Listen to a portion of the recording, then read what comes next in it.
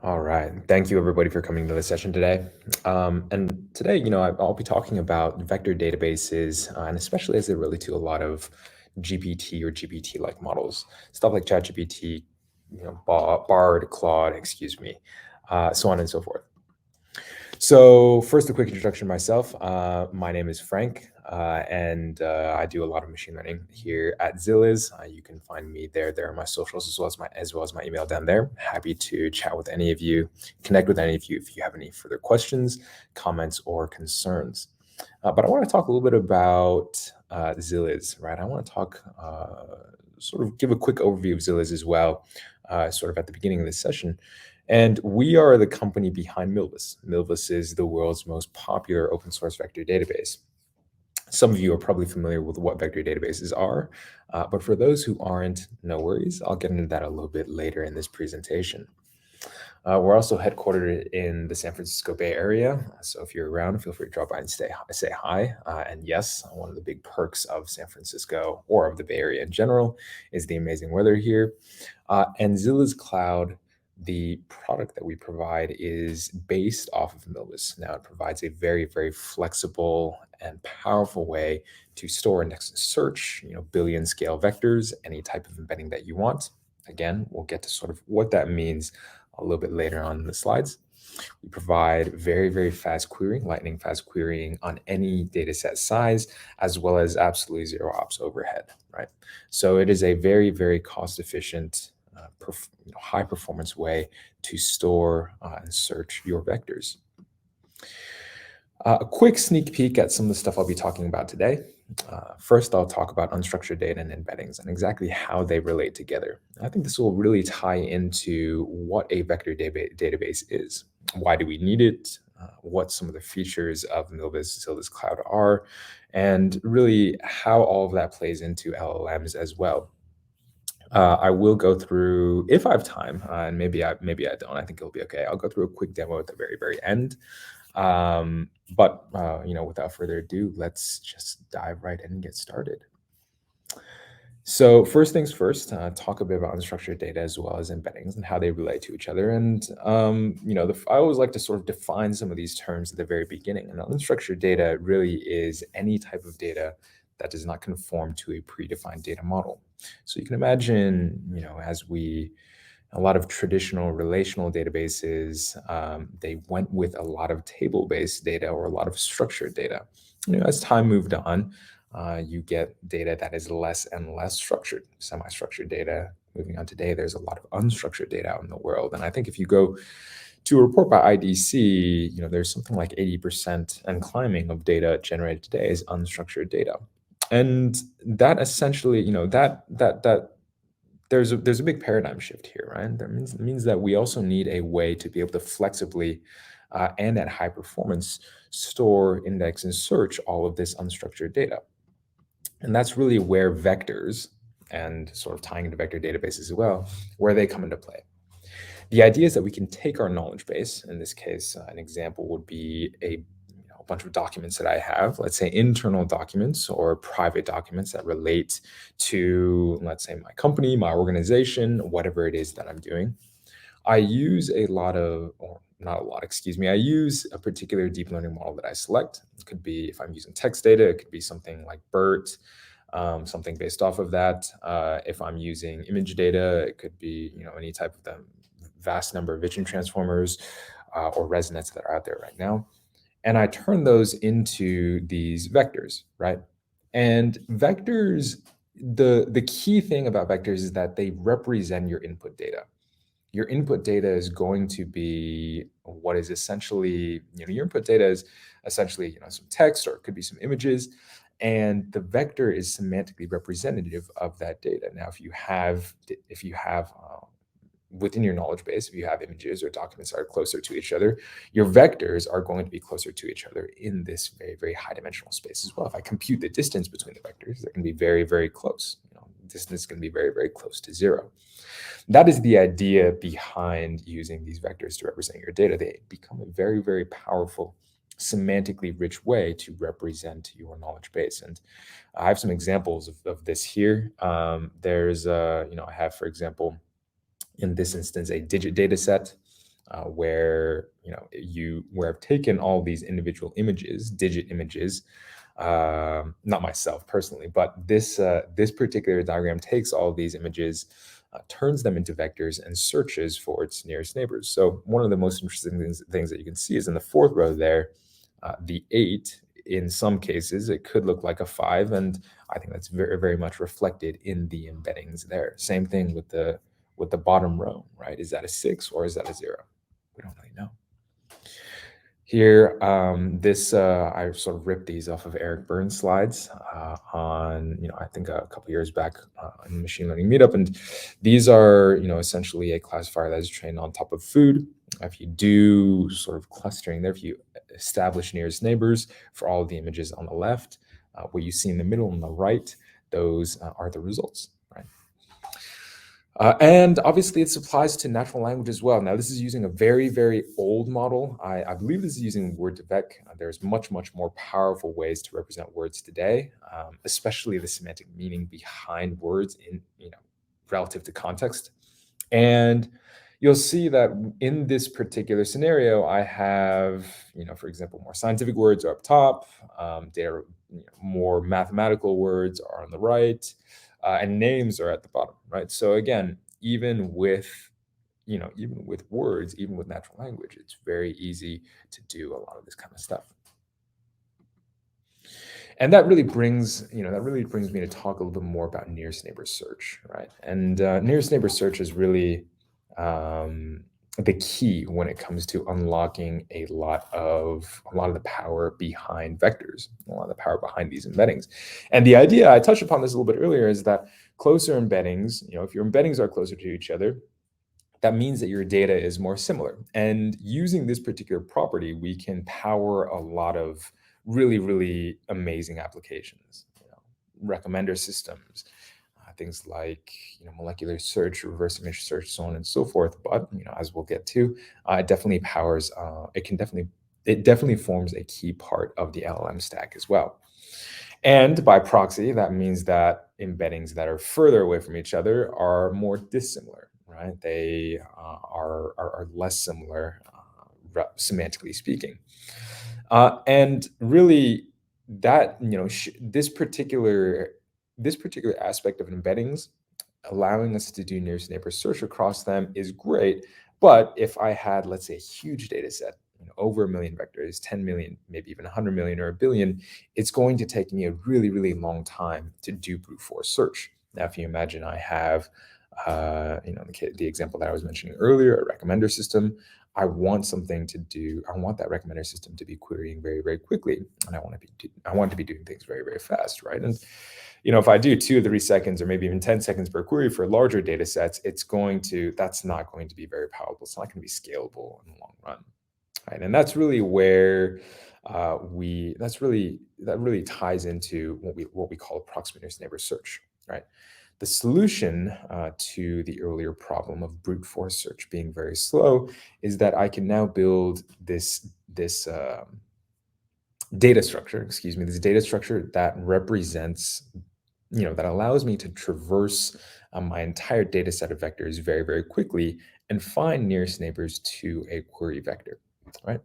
So this, it comes at the expense oftentimes of a bit of recall or a bit of accuracy, meaning that, when I do the ranking of, let's say, the top 100 nearest neighbors, the top 100 vectors, I won't necessarily get the actual top 100. Maybe I only get 98 or 99, right? But that is okay. The idea is that building this index will significantly speed up our search, maybe from a couple of seconds down to a couple of milliseconds. And that really is what enables us to build out these real-time solutions, these real-time systems. Now, there are a variety of index types available, and I won't go into all of them. There's, hash-based, there's graph-based, tree-based, there's quantization-based indexes as well. But just know that a lot of for your particular application, oftentimes, if you want to integrate vector search, especially as it relates to a vector database, you'll want to do a bit of experimentation to see what type of index works best for you. So this sort of brings me into my next section, which is talking about vector databases, right? What is a vector database? And I hope it's a little bit clear at this point, sort of some of the stuff that we've talked about and how that relates. And a vector database really is any database that is purpose-built to store, index, and search or query very, very large quantities of these embedding vectors. As I mentioned earlier, this particular capability is what allows you to build out, amazing recommender systems, allows you to do semantic text search, so on and so forth, right? But why purpose built?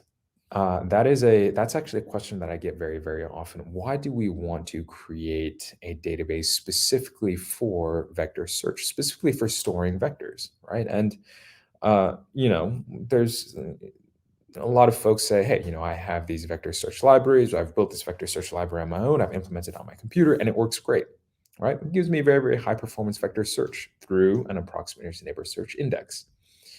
But what we really want in many cases is more than just high performance vector search.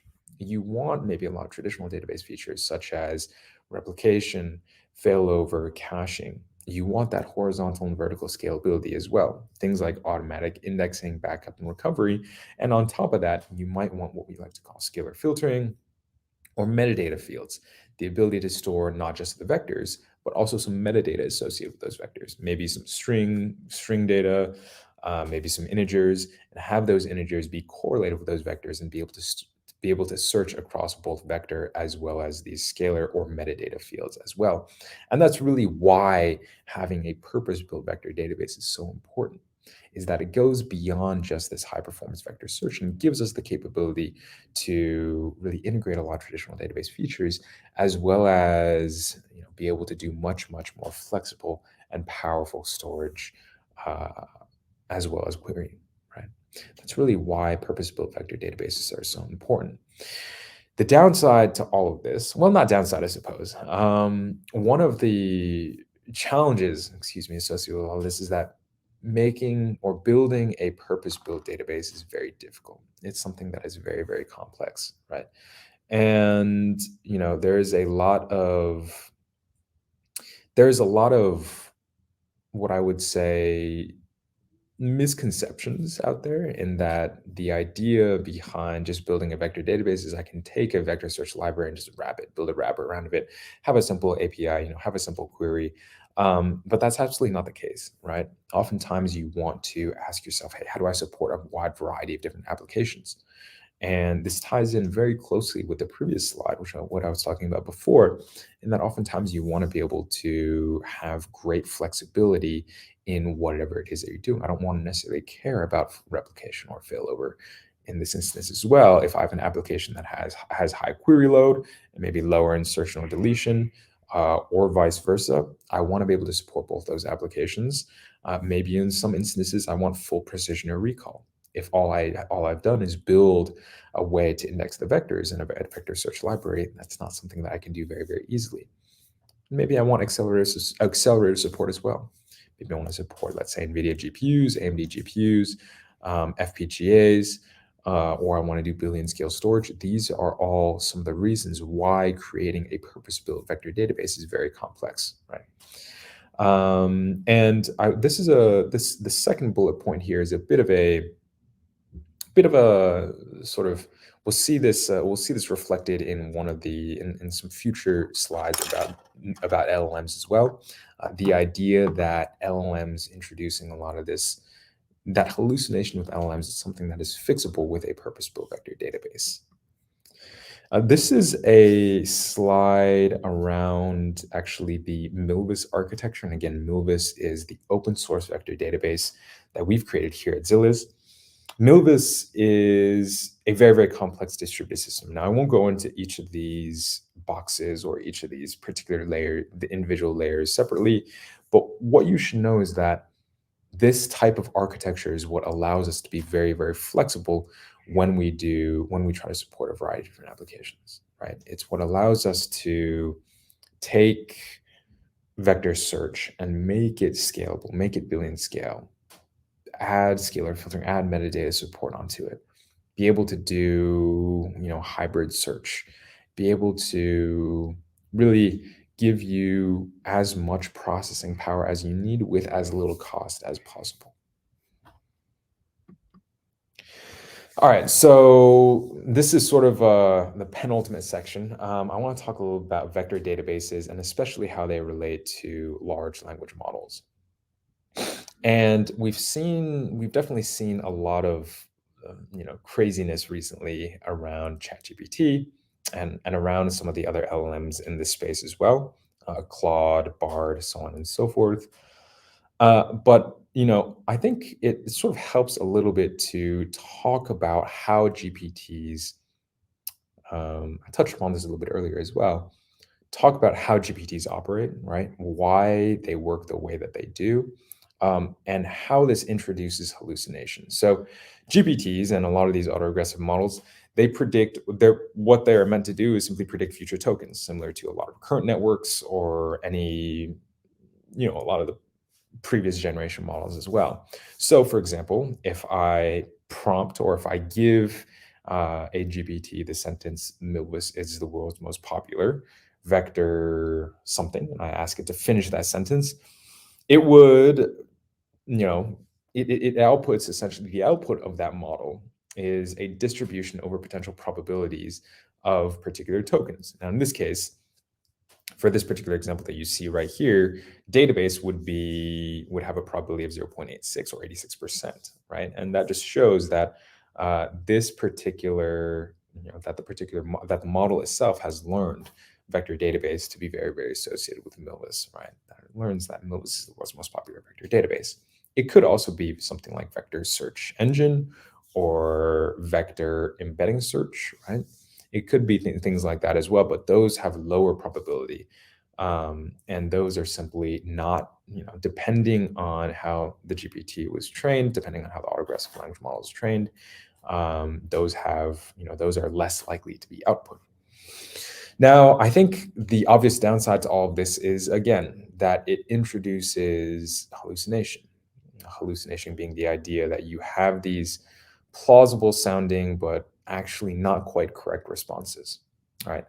And I'll sort of get to I'll sort of get into this example in this next slide here. If I ask ChatGPT or GPT 3.5 Turbo, how do I perform a query using Milvus, right?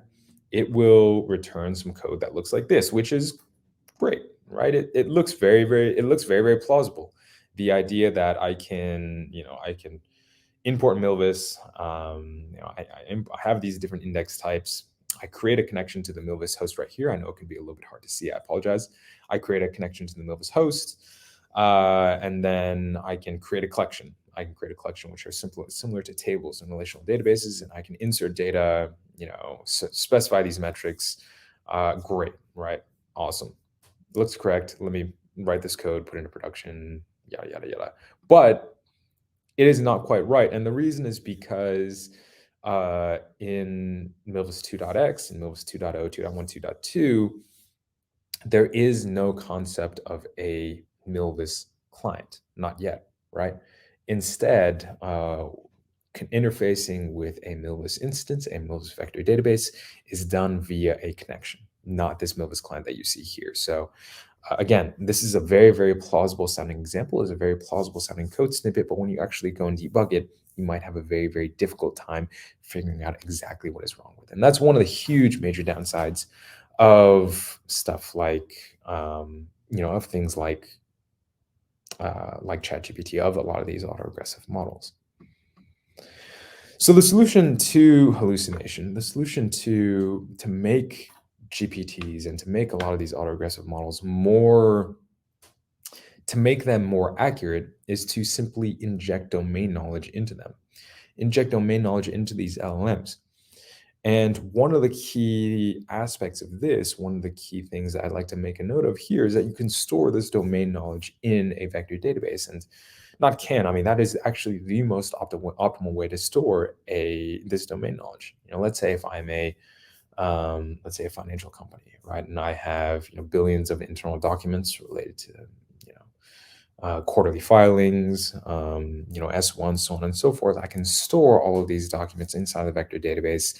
And as I query the LLM, what I will do is I can simply inject the relevant documents. I search for the relevant documents inside the vector database, and I inject those as prompt into the autoregressive language model, right? So this is one sort of like a fixed example. This is, again, if I go back a couple of slides here, the query is the prompt is how do I perform a query using Milvus? And again, with pure or with just base ChatGPT, this is not quite correct. But if I use a vector database, if I index all of the relevant documentation inside of a vector database, and I have that query and I have that prompt, and I put those two together, I can actually get the correct results, right? What I've done here is, what's going on here is it'll actually search the vector database for the correct information, input that as prompt input that particular piece of documentation as prompt into ChatGPT, and you'll be able to get, in this case, the correct results. So as I mentioned earlier, there's no really Milvus instance or Milvus client here. And instead, what's going on is that there is simply a connection, and those connections, you create those connections and they connect to your Milvus instance, and then you can create your schema, you can do querying that way. So this is actually the correct solution, or the correct, hallucination-free solution to what we were talking about a little bit earlier, right? And again, just highlighting here, the idea that yes, you are using the connections object, and this is the right way to do it. Right? This is the correct answer to that prompt earlier. So we really built here at Zilliz, we really built a framework around all of this, which we like to call CVP. Again, this is a rehash of some of these earlier slides, but again, the idea is that we can view these large language models as a general purpose computer. You have a processor, which is in this case, the LLM itself. You have persistent storage, and you have code. And really, in this case, the C is ChatGPT, the V is a vector database such as Milvus or Zilliz, and the P is prompt as code. The idea that C is our processor, V is the storage block, the database, and P is the code itself, right? And serves as the interface between the processor and storage blocks. Only now, instead of writing code in, let's say, C or C++ or Python or Java or any of the other programming languages that we've created, the code is now simply, English language, or whatever language that your large language model was trained on, right? So that's the CVP framework in a nutshell.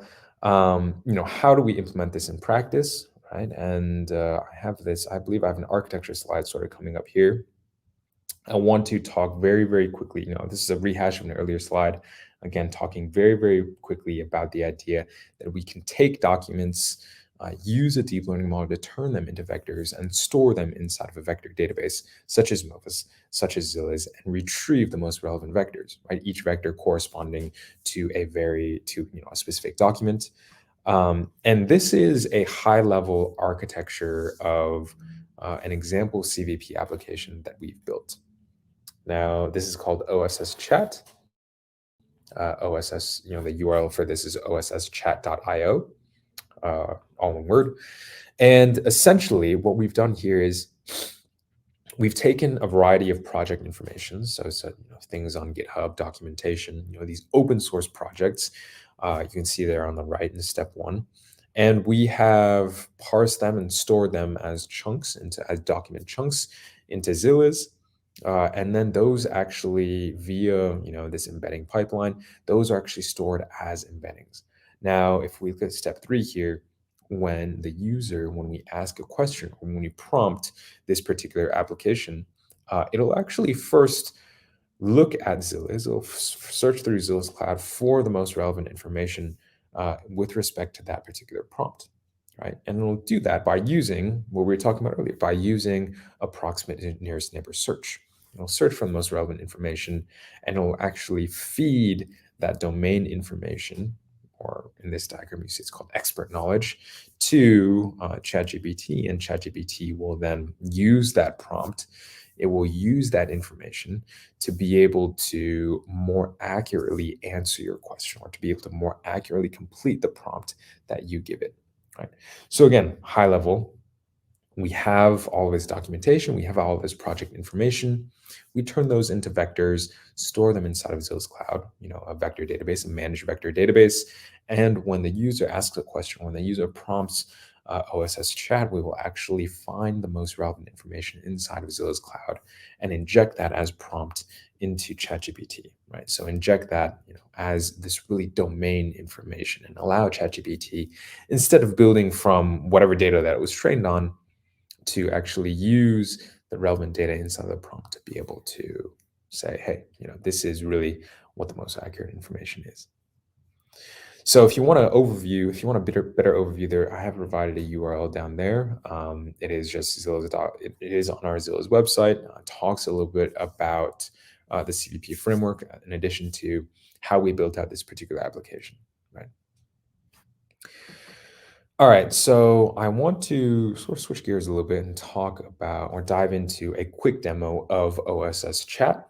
And let me see if I can switch tabs here right now and do that. Right, give me one sec. So this is the OSS Chat website. Again, you can go to it at osschat.io, one word, and it is provides a really, really neat interface to be able to chat and answer questions about open source projects, right? I think Milvus being one of the world's most popular open source vector databases, it makes a lot of sense to index and search a lot of this open source software in here as well. And one particular example that I really enjoy giving is about LangChain. Now, LangChain, if you ask ChatGPT what is LangChain, or if you ask anything related to that, it'll say, yeah, I don't quite know what that is. Or it could potentially give you a response about blockchain or about crypto. Again, with that, it's got that chain. The second half of that word of LangChain being sounds like it might be related to crypto as well, related to blockchain. But with a knowledge base, with connecting the relevant documents, connecting relevant pieces of documentation with ChatGPT, with GPT 3.5, you can actually get much, much better responses. And one of the questions I like to ask is, can I use Milvus as a vector store in LangChain? Right. And this actually combines information from both the Milvus documentation as well as the LangChain documentation, right? So what you'll see here, the response is, yes, Milvus can be used as a vector store in LangChain. There's a vector store module. Milvus vector store can be used for similarity search and other operations, right? And this actually can give you much, much more relevant information about Milvus, about LangChain, and about some of the different, about whatever it is that you want to know, right?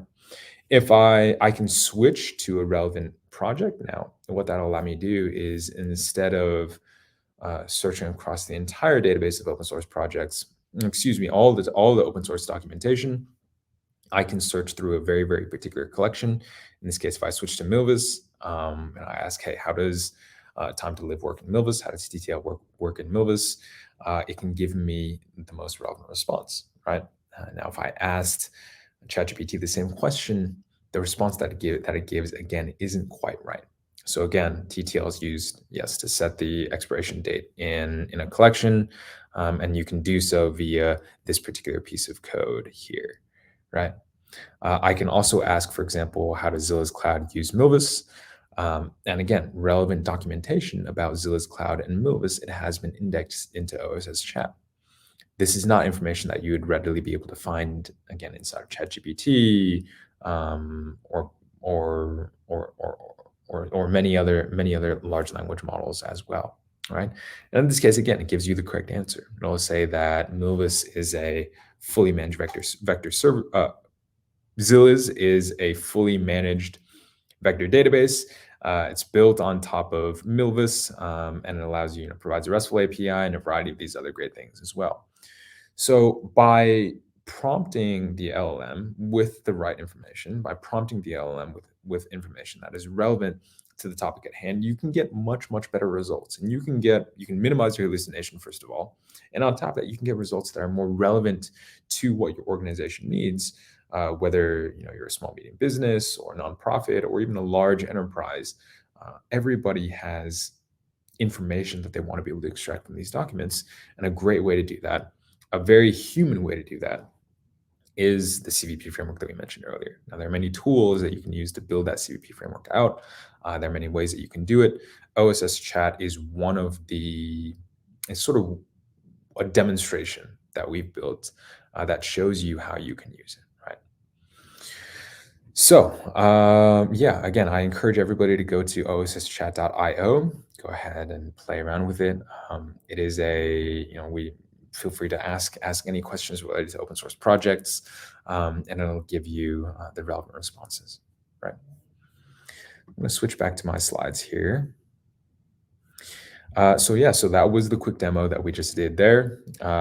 And if for any folks who are interested in learning more about Zilliz or about Zilliz Cloud, feel free to get in touch with us on our socials. We are at Zilliz Universe on Twitter.